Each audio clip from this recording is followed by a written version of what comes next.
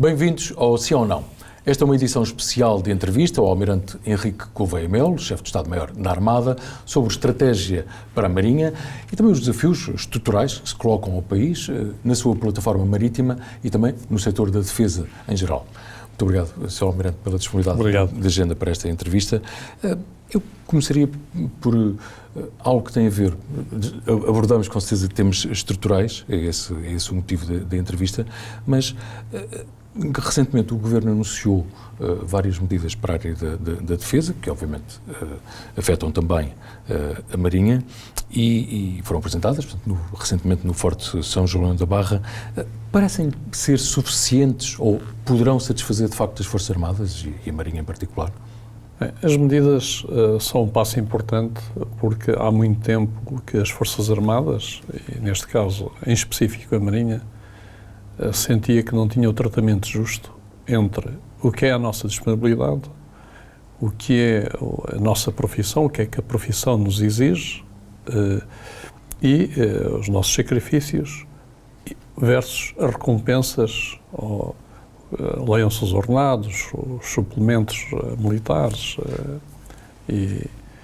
e outros tipos de recompensas que pagam, digamos, os nossos serviços. E esse sentimento de injustiça foi-se agravando a um ponto em que nós começámos a perder os nossos homens e as nossas mulheres porque saíam. Portanto, começámos a não conseguir retê-los e depois também a não conseguir recortá-los. E estávamos, e estamos, portanto, o plano que existe é ter 32 mil militares nas Forças Armadas e estamos com cerca de 23 mil.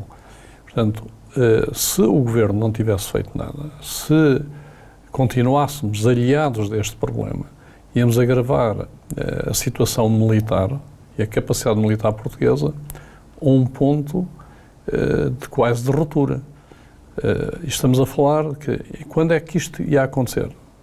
Estava a acontecer no momento em que a Europa está em risco, que a NATO nos exige mais responsabilidades e, portanto, estava-se a criar a tempestade perfeita. Para além disso, estamos numa posição geográfica fundamental, em que a criar-se um vazio nesta posição geográfica, alguém ocupará esse vazio. Isso perturba a nossa capacidade estratégica e perturba o nosso futuro em termos de opções estratégicas, porque deixamos de ser senhores de mais uma parte do nosso destino. Já não somos senhores de todos os nossos destinos, não é? Nomeadamente na área económica e noutras áreas, mas nesta área que tem a ver com o mar e com uma posição geoestratégica relevantíssima, quer para opositores, quer para aliados, o facto de nós desaparecermos por incapacidade teria consequências para o futuro de Portugal e das opções portuguesas, nomeadamente um novo espaço, que é um novo espaço de expansão, que é a última fronteira terrestre, que é o mar. Mas a propósito de missões internacionais e também dos próprios recursos, recentemente partiu do Alfeite a fragata do Francisco de Almeida. Enfim, obviamente que é para uma missão bastante importante. As pessoas percebem-se pelas televisões, pela comunicação social. Será que os portugueses neste momento têm real noção da importância das Forças Armadas e, neste caso concreto, da Marinha? Eu julgo que os portugueses têm. Então os políticos é que não têm tido? Os portugueses têm. O que todas as manifestações que eu presencio da população em geral é da relevância com que olham as Forças Armadas. É uma noção, se calhar errada, no poder político, eventualmente, nos mídia também, eventualmente, que as Forças Armadas não vendem, entre aspas. No momento em que está toda a gente preocupada com a segurança internacional e que nós não vivemos isolados, Portugal não pode viver isolado no mundo, e nós somos afetados no nosso dia-a-dia por resultados dessa insegurança internacional, nos preços dos combustíveis, nas opções económicas e mesmo noutro tipo de opções que muitas vezes não são evidentes.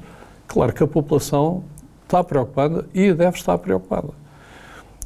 De facto, a área militar, ou a área da defesa, esteve afastada muitos anos do debate político e do debate público. Isso deve ser mudado, porque é um assunto de interesse nacional. Ora, não se pode pensar que, em democracia, há assuntos que não se discutem porque são assuntos complicados para a população perceber.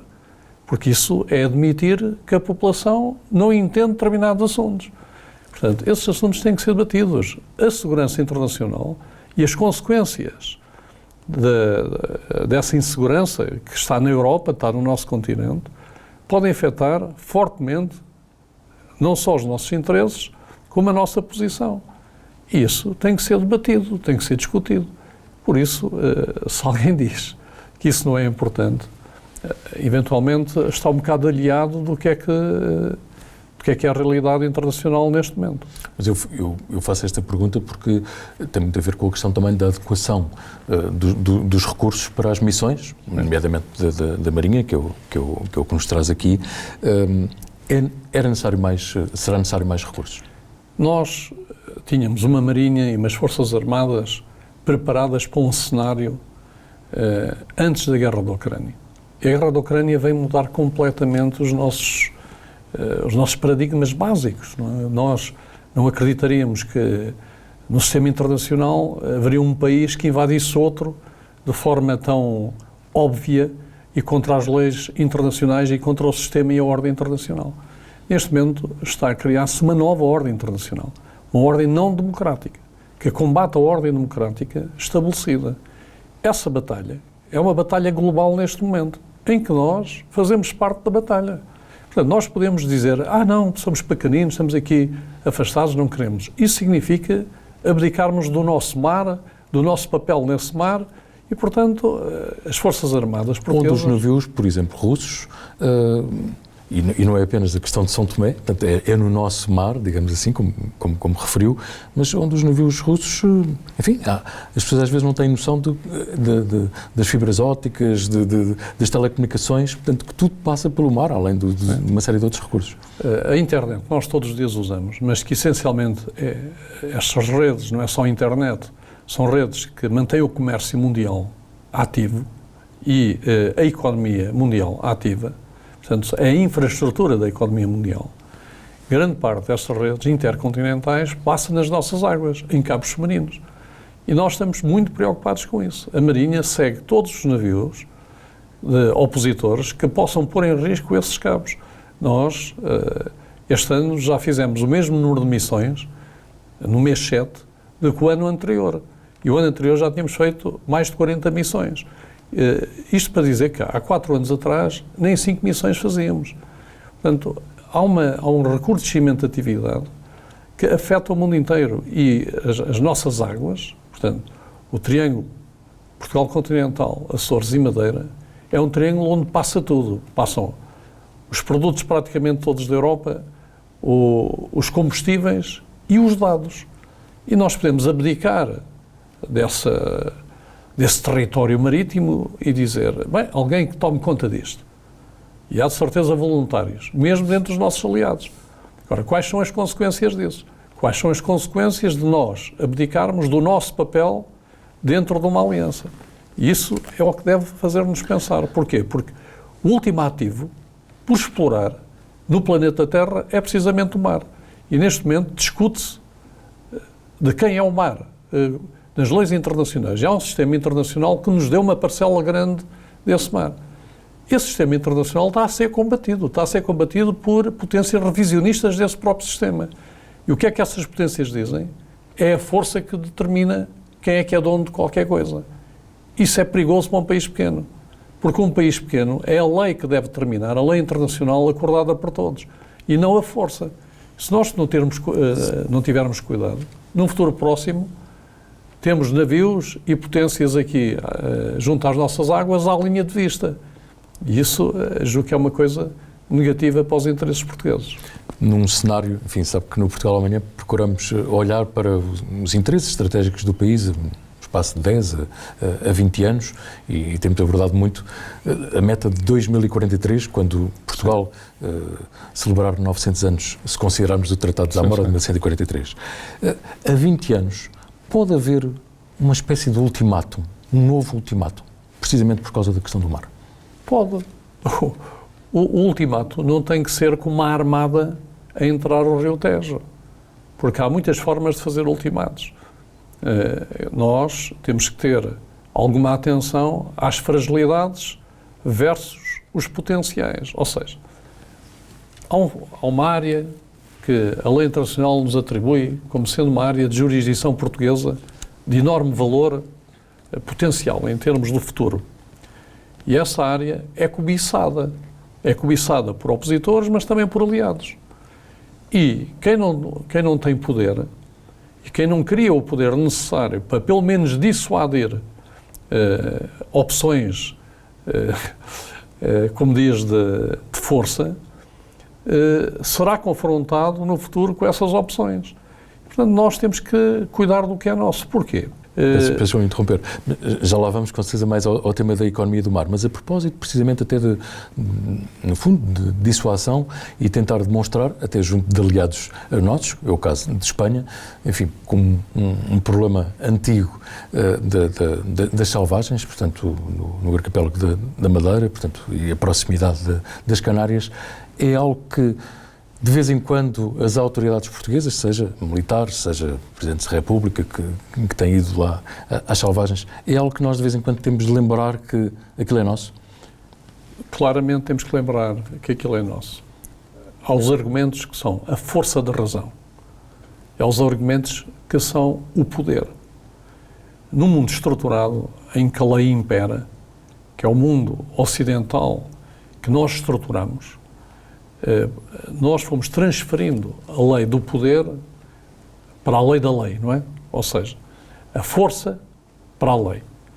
E essa lei era o acordo internacional, o que é que nós achávamos como devíamos distribuir os recursos. No momento em que esta organização internacional, esta ordem internacional está a ser posta em causa, vão aparecer outro tipo de atitudes. E depois é o poder que está em causa. Já não é o poder da razão, é o poder da força, ou o poder de influência, ou a capacidade, o que for. Pode ser só capacidade económica para desenvolver coisas, pode ser o poder da influência porque dentro da aliança um país é muito mais relevante do que outro e a aliança a certa altura fecha os olhos a determinado tipo de práticas, ou o poder da força que é mesmo uma ocupação. Portanto, há muitas formas no futuro de nós sermos prejudicados se não fizermos o nosso papel. É claro que a afirmação todos os dias que nós temos razão histórica e que aquele território é um território português é uma coisa que é importante exercer e ir exercendo. Mas não podemos pensar que basta a força da razão, porque também há outras forças que podem ser julgadas no futuro e que nós temos que estar prevenidos enquanto Estado-nação que somos. E no caso de Espanha, enfim, apesar da ótima parceria política e económica, mas é caso para dizer, no caso das selvagens, e se calhar não só, que amigos, negócios à parte. Isso entre os países, é normal? Isso é normal. Entre os países, a teoria realista das relações internacionais diz que não há amizade entre os países, há interesses. E os interesses estão permanentemente em cima da mesa.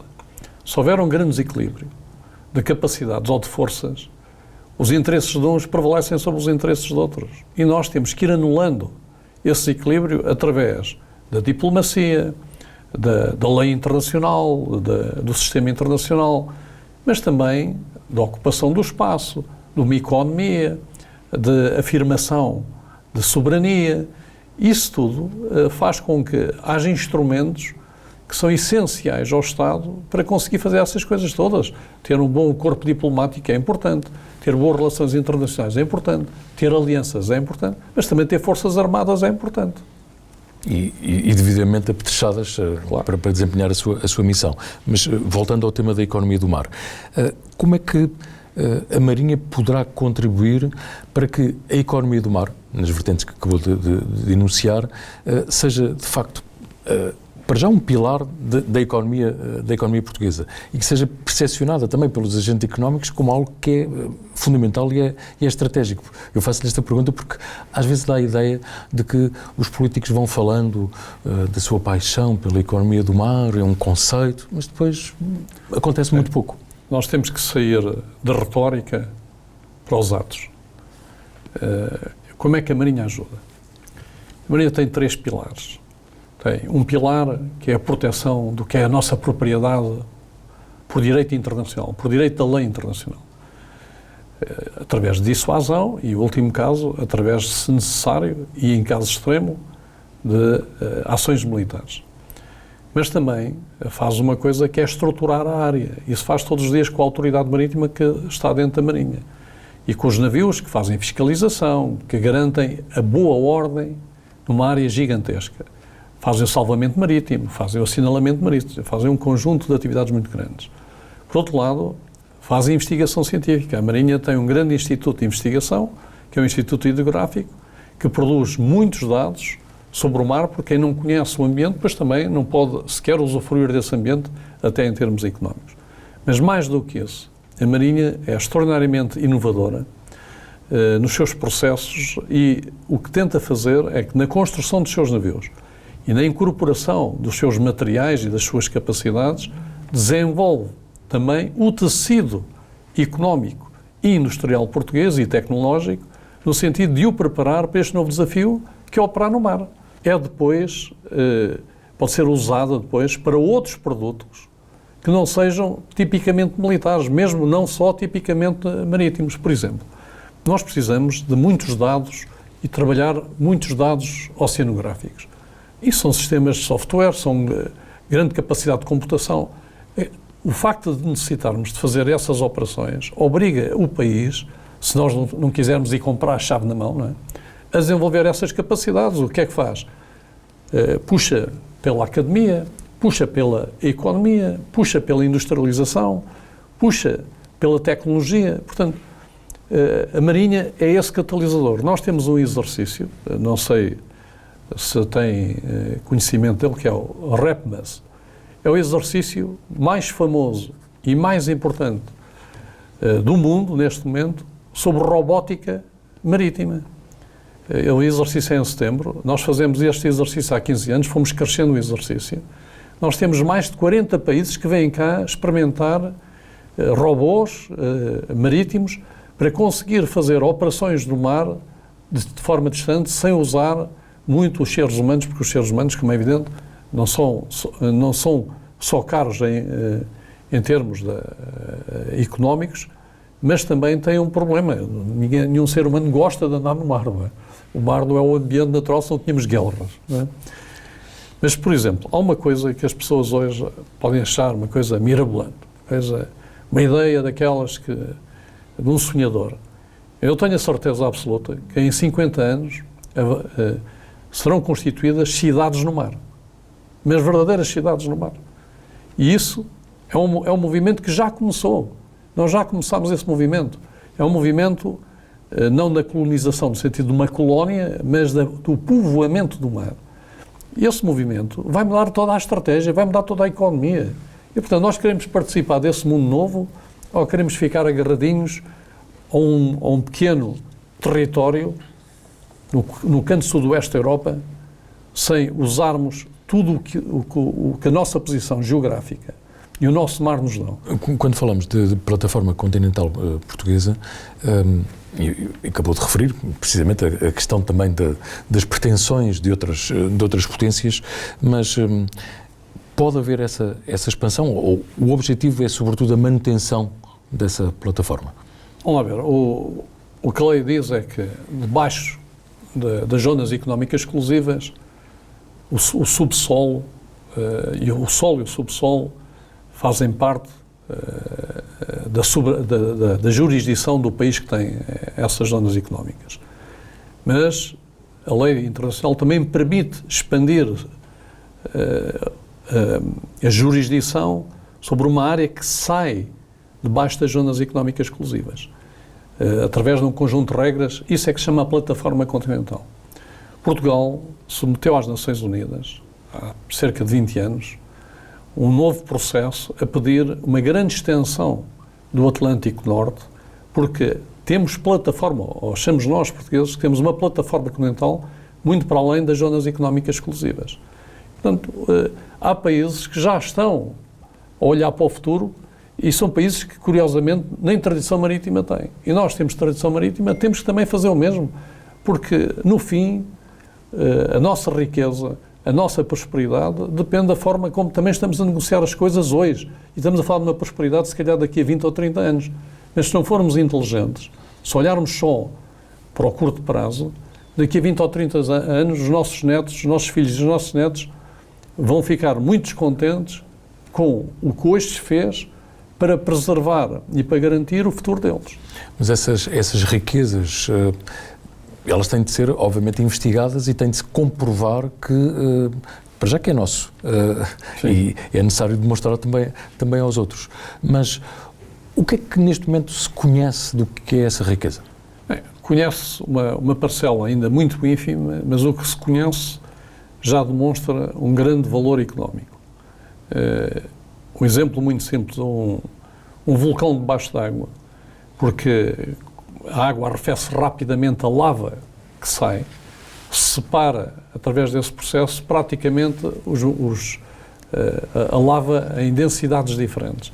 Os materiais mais densos ficam perto da boca do vulcão e os materiais menos densos vão se depositar mais longe da boca do vulcão. O que significa é que nessas zonas há concentrações de minerais que não existem ou que já são muito escassos à superfície, na crosta terrestre, e que naqueles sítios têm uma elevada concentração. Estamos a falar de concentrações de 10, 15%, quando as concentrações em terra firme às vezes são menores que 1%. Portanto, imagine que para a indústria há um conjunto de minerais que são críticos para a indústria, são minerais raros, e que nós conseguimos ir a um vulcão desses, extrair com uma grande percentagem os materiais que estão, uma grande percentagem nos materiais que estão depositados, esses minerais com custos relativamente reduzidos.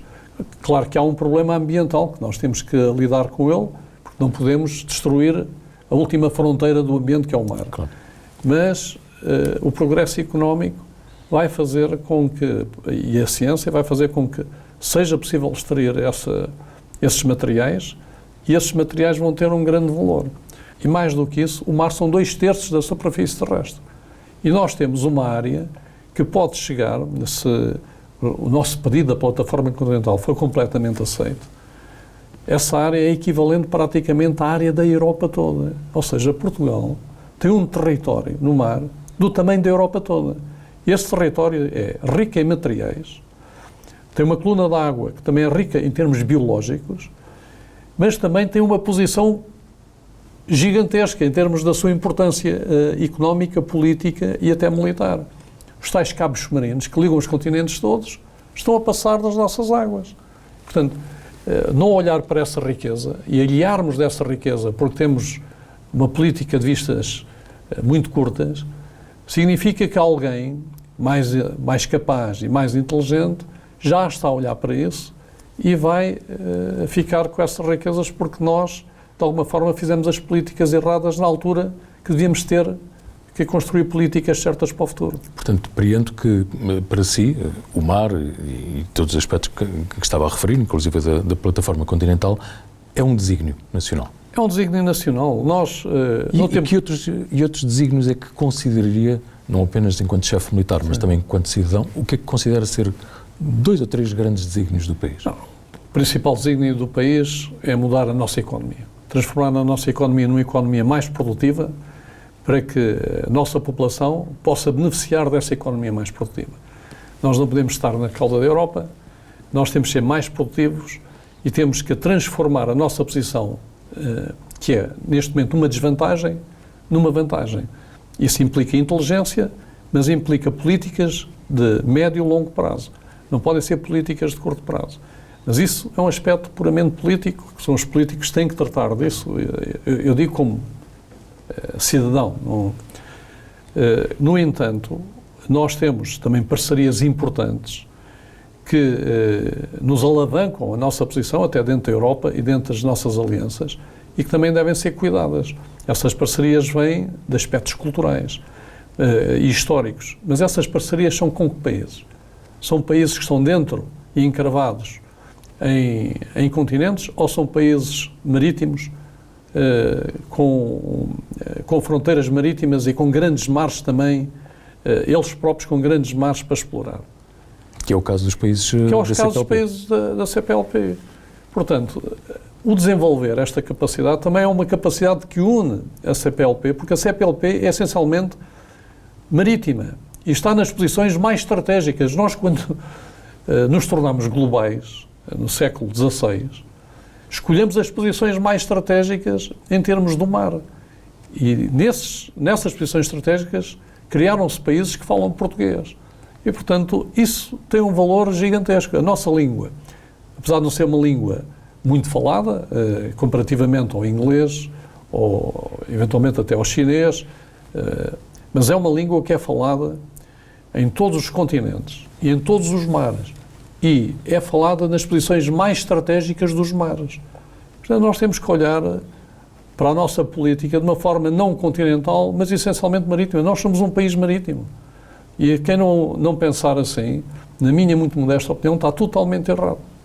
Mas quando fala também de desígnios e apontando esses aspectos que eu vou de referir, eu recordo-me do título de uma entrevista que o Sr. Almirante concedeu a início de abril, portanto, ao nascer do sol, enfim, nosso parceiro aqui do Portugal Amanhã, em que considera que um militar fora do ativo tem tanto direito a concorrer a um cargo político como um pescador ou um jurista.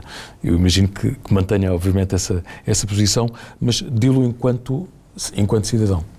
Claro, isso é óbvio. Há algum sinal, os militares, quando entram nas Forças Armadas, têm um contrato que diz que, quando passam à reforma ou à reserva, não podem fazer mais nada da vida. Em que outras profissões é que lhes é exigido isso? Portanto, ou temos um sinal na testa, que nos metem-nos um ferro na testa, a dizer impróprio para consumo. Não, o militar, quando acaba a sua atividade, naturalmente tem a liberdade toda que não tem enquanto militar no ativo. Agora, claro que o militar no ativo não tem essa liberdade. E faz muito bem não ter essa liberdade. Nós temos que separar uma corporação que tem um peso e uma importância muito forte dentro do Estado, não deixar que essa corporação se imiscua nos assuntos políticos. Mas as pessoas só fazem parte dessa corporação quando estão no ativo.